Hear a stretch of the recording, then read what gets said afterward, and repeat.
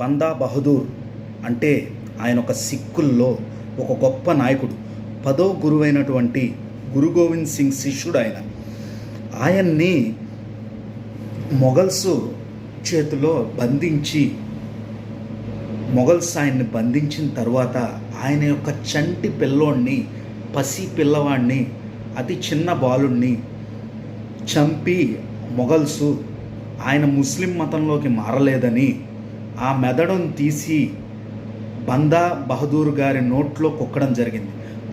ఆయన అప్పటికీ కూడా ముస్లిం మతం తీసుకోనని, ఇస్లాంలోకి మారనని తెగించి చెప్పాడు.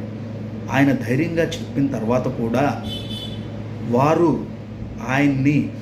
ఆయనతో పాటు ఉన్న మొట్టమొదటి ఏం చేశారంటే, ఆయన యొక్క 700 మంది సైన్యం, వందల సంఖ్యలో సైన్యం ఉంటే ఆ సైన్యం మొత్తాన్ని అతి దారుణంగా, భయంకరంగా చిత్రహింసలు పెట్టి ఆయన కళ్ళ ముందే చంపారు.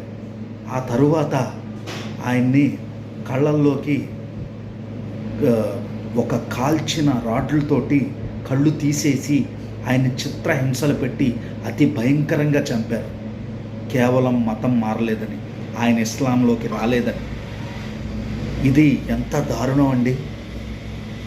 ధర్మం ఎక్కడుంది? స్వేచ్ఛ లేదా మనిషికి? మానవత్వంతో ఆలోచించండి. మొన్నటికి మొన్న 26 మందిని మీరు హిందువా సాయిబా అని అడిగి మరీ చంపారు. హిందువుల్ని మాత్రమే చంపారు. అక్కడ అతని పనికి అడ్డొస్తున్నాడని ఒక సాయిబుని చంపారు, క్రైస్తవుల్ని చంపారు. కానీ ఎక్కువగా టార్గెట్ చేసింది హిందువులనే అండి. ఎందుకంటే ఇది చాలా తప్పు అండి. వాళ్ళ మతం కాని వాళ్ళు బతకూడదా? బతికే స్వేచ్ఛ లేదా? ఇది ఎంతవరకు కరెక్టు? హర హర మహాదేవ్.